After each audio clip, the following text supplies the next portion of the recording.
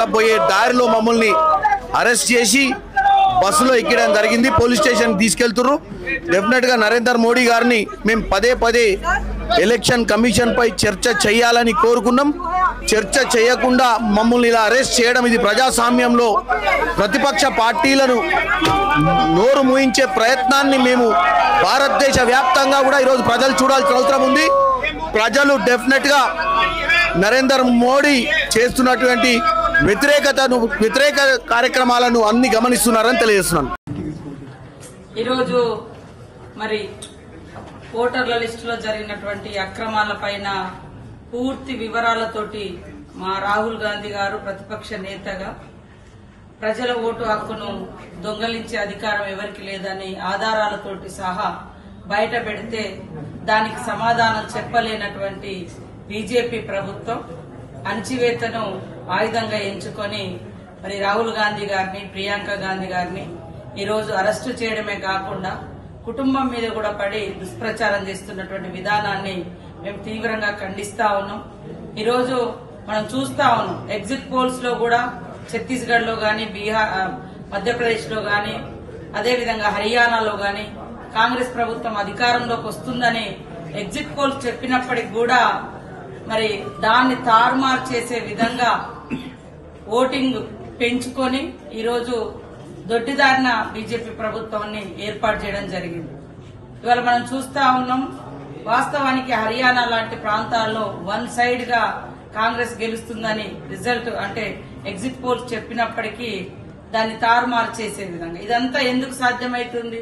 మధ్యాహ్నం వరకు చూస్తే ఓటింగ్ పర్సెంట్ చూస్తే 40%, 50% ఉంటుంది. సాయంత్రం అయ్యేసరికి ఎక్కడ లేని ఊహించని విధంగా పోలింగ్ టైం అయిపోయేసరికి అసలు ఎంత పోలింగ్ పర్సెంటేజ్ అయిందో కూడా తెలియని విధంగా మనం చూడడం జరిగింది. తెల్లారి ఇంత అయిందని వివిధ రాష్ట్రాల నుంచి కూడా లెక్కలు చెప్పడం జరిగింది.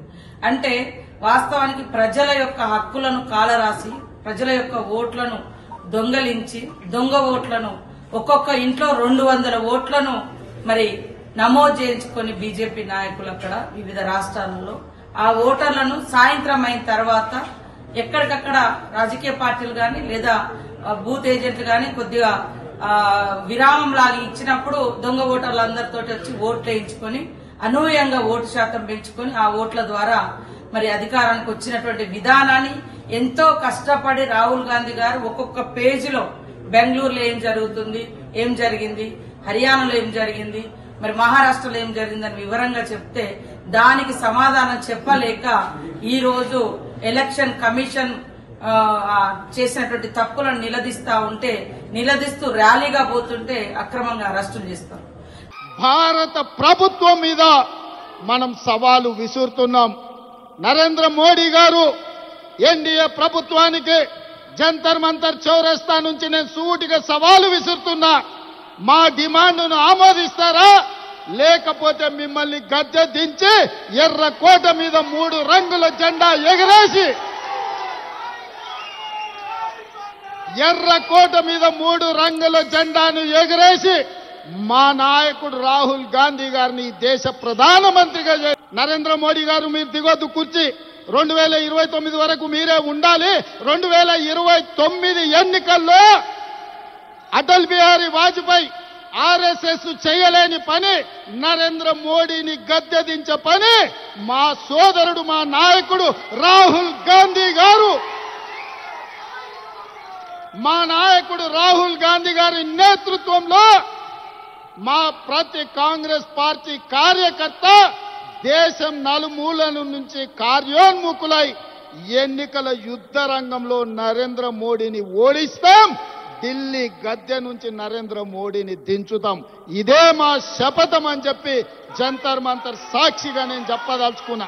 బీజేపీ వాళ్ళు నరేంద్ర మోడీ గారి మోచేతి నీళ్లు తాగొచ్చు, మరి బీఆర్ఎస్ వాళ్ళు మోడీ గారి చెప్పులు మోసి బతుకుతున్నారా? మీరు మాకండగా నిలబడకుండా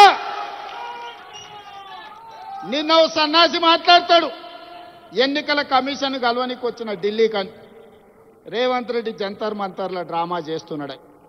నేను అడగదలుచుకున్న మా బలహీన వర్గాల సోదరులు, అయ్యా మన దీక్ష వాళ్ళకు ఒక డ్రామాలాగా కనిపిస్తుంది. ఆయన పేరే డ్రామారావు. డ్రామా నీ ఇంట్లో ఉంది, నీ ఒంట్లో ఉంది, నీ రక్తంలో ఉంది, నీ పేరులో ఉంది. మీ మొత్తం కుటుంబమే డ్రామాలేసి బతికే కుటుంబం మీది. మాకు డ్రామాలు అవసరం లేదు. నీ దిక్కుమాలిన మాటలు, నీ దివాలకోరు విధానం, బండకేసి కొట్టినా 100 మీటర్ల గోతి తీసి పాతి పెట్టిన మీ బుద్ధి మారలేదు, మీ ఆలోచన మారలేదు. అందుకే ఇవాళ మీ ఇంట్లోనే చక్కగా లేరు. ఒకరు బీసీకి అనుకూలం అంటే ఇంకొకరు వ్యతిరేకం అంటారు, మూడోగా ఆయన మధ్యస్థం అంటారు. నేను అటు కాదు, నేను ఇటు కాదు అంటాడు ఈయన. ఈ అటు ఇటు కానోడు కూడా నా గురించి మాట్లాడతాడు. అందుకే మిత్రులారా, ఇవాళ మన చిత్తశుద్ధిని ఎవడు ప్రశ్నించలేడు.